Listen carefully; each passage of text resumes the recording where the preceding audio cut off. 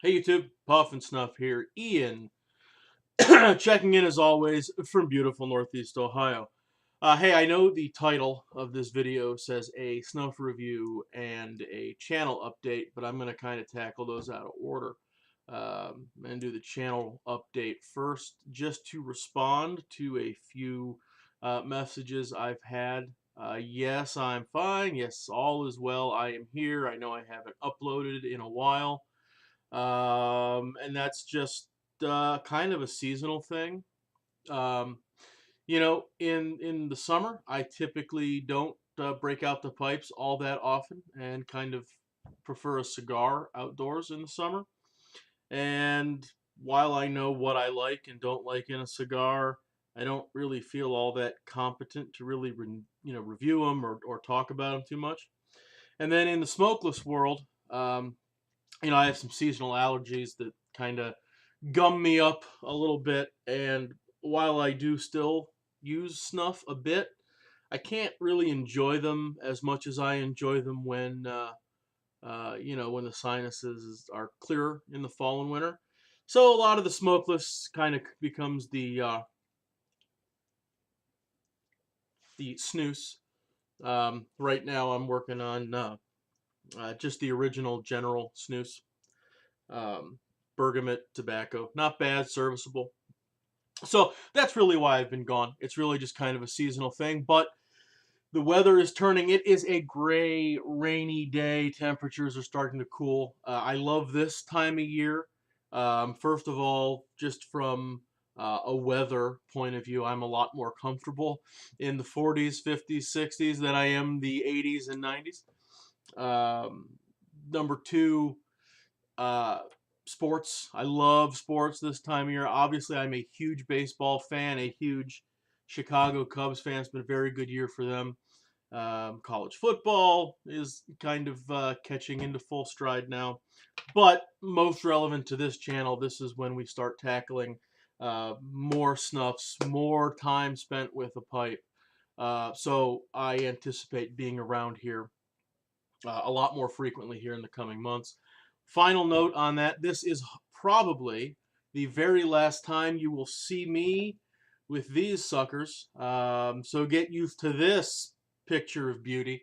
Today is Saturday, and in 2 days on Monday afternoon, I am heading in. I am going to go ahead and bite the bullet and get the LASIK uh, corrective eye surgery that I've been kind of thinking about and hemming and hawing about for the last 6 or 7 years. So, wish me luck on that.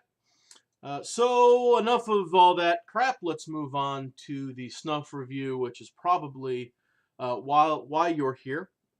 And we are talking about an Old Mill snuff, a newer Old Mill snuff. We are talking about Commonwealth. Commonwealth is an absolute delight of a snuff. Can't really say enough good things about this. It may be, with the exception of Evangeline, it may be my favorite Old Mill snuff, and quite possibly, again, aside from Evangeline, my favorite snuff, period. Haven't really had enough of it to say that for sure, but it is damn good. So here's what we're talking about. It comes in the typical nice heavy duty screw top metal can. And as always, with Old Mill snuffs, these things come in packed tight. So while that looks like a mostly full tin, I have been working on this pretty rigorously for the last, I don't know, probably 2 weeks. Um, Probably 4 to 5 pinches almost every day, and it still looks like an almost full tin. So the color, the lighting's not too bad in here today. Maybe you've got a fighting chance at seeing some of this. The color, at least you can see, is a kind of a medium brown. And see if I can get this up here a little. You can see the texture in there. It's a chunky texture. It's not a very fine snuff at all. Um, the powder itself is moderate coarse, and there are then some bigger, chunkier hunks of leaf in there as well. So it's a Pretty coarse mixture on the whole. The tin smell is tobacco. It's not a. There's a little bit of that bready, toasty kind of aroma that you get like from a typical toast. More on that in a minute. Um, and it doesn't have that dark tobacco briny smell from like um, the Viking Dark, which I've talked a lot about, or the Sam Gawith Black Coffee that's in there. It's not that real black, dark brine tobacco. The only way I can really describe this is if you've had some of the other Old Mill snuffs, particularly the ones without a whole lot of topping, getting into like Acadia and Evangeline, just a natural kind of earthy, vegetal tobacco aroma. No real hint of any topping in here. So that's the tin note. Shooting over to the description here, let me just kind of give you the highlights. The name Commonwealth is ultimately derived. The United States has two states that are Commonwealth. I think there's three, because I think Massachusetts. Anyway, Virginia and Kentucky both call themselves Commonwealth. So he's kind of taken an inspiration from those two states, those two names, Virginia, Kentucky, to build this. And so what he's done is he's taken Burley, he's taken Kentucky bourbon, which is a corn whiskey, and then he's taken red, orange, and golden flue cured Virginia leaf. So what this ultimately is this is a essentially a toasted Burley, as I understand. I'm sorry.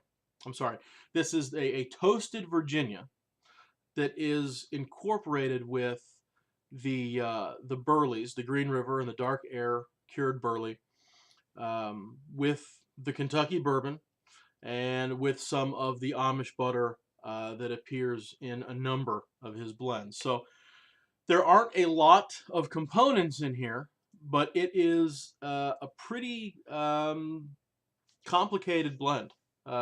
Maybe sophisticated is a better word. So there is a toast component to this. There is toasted Virginia in there, but to that and it's not milled as fine as you would expect a toast. And then because he is using bourbon soaked, infused, macerated, whatever word you want to use, bourbon treated burley leaves, it also doesn't retain the dryness of a typical toast. So really kind of an interesting take. Let's get this sucker up in the, and you can feel it. You can feel that it is coarse and gritty once you get it pinched up in your fingers there. So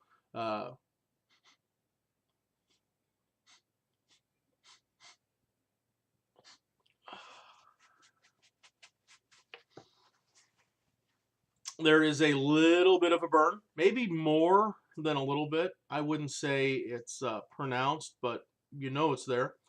I expect that's coming from the kind of the chunky cut, as well as the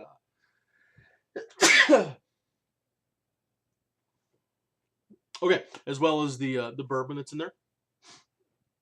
The initial aroma, you get the burley. You don't get initially, at least I don't get the toasted quality. You just get um, that vegetal tobacco scent. But then the toast kind of creeps in there, and you're picking up the toast of Virginia laying in the background. And with this blend, typically when there is an alcohol, especially with Old Mill, where it's he actually treats the leaf in alcohol, and it's not not used just as a topping. I don't sense or smell the alcohol in and of itself. It's mostly used to carry the other aromatic adjuncts that he kind of puts in the sauce. But here you can kind of get the sweetness from the corn whiskey. Um, and it's very pleasant. It does not at all smell like a nose full of bourbon. It does not smell like, you're smelling a snifter of bourbon or whatever the hell you drink bourbon out of. I'm not a bourbon guy, obviously. Um, the real surprise to me is the butter. In most of his blends that feature the butter is a very prominent scent, and the blend has a very um, true and authentic buttery aroma. I don't get that from this. It's there, it's in there, but it's not up front. You almost have to work to find it. It kind of sits back in there, and along with the toasted Virginia, kind of gives a buttery, nutty under quality, I think, to the vegetal, dark, earthy aroma of the bourbon and the burley. Um, the drip kicks in, and it comes forward and it goes back. So be prepared for that. I think that's a product both of the cut and of the grind, I should say, and the tobacco bill. For me, um, burley and periques in the nose tend to spark a little more drip than others. So for me, this is a pretty drippy guy. It's not entirely unpleasant, but it is there, so be advised.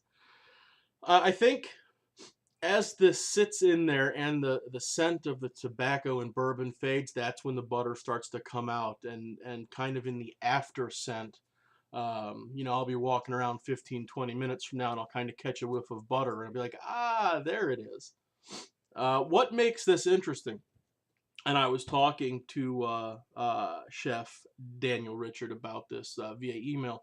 And I made a comment to him that it's kind of like a soup and a stew all at once. And I'm going to stand by that comment, meaning that, like most soups, you can kind of taste all the different elements in and of themselves. You know, I can smell the burleys. I can smell the toasted Virginias, the bourbon, the butter, all independent of each other. But at the same time, it's a lot like a stew or a chili that's been cooking all day, and all those flavors kind of meld into one. Because while I can pick out those unique aromas, I also can get um, a very good sense of how these things are all playing together to give kind of one kind of amalgamated aroma, if I could use a word that has no business being in a snuff review, amalgamated. Um, and it makes me wonder that if I bought a few tins of this, left it sealed, and let it sit for a few years, and not only let the Virginias that are in their age, and I don't know how well they would age once they've been toasted, um, but if nothing else, just to let everything kind of meld together and fuse together and blend together. If a few years' time on this might, maybe the Burley Virginia bourbon and butter, instead of standing out so much independently, if it would lead more to that kind of single aroma. So I plan to test that. So check back in 4 years for an updated Commonwealth snuff review. Well, I think we're getting to the point where we've said all we can say, except to say this is an excellent snuff. It is, for me, a 10 out of a 10. If Evangeline is a 10 out of is number one with a bullet, this is number two, sneaking up close behind. That is all for me. I promise it will not be 5 or 6 weeks before my next video. I will be back soon. Sans eyeglasses. That's all for me, guys. Until next time, take it easy.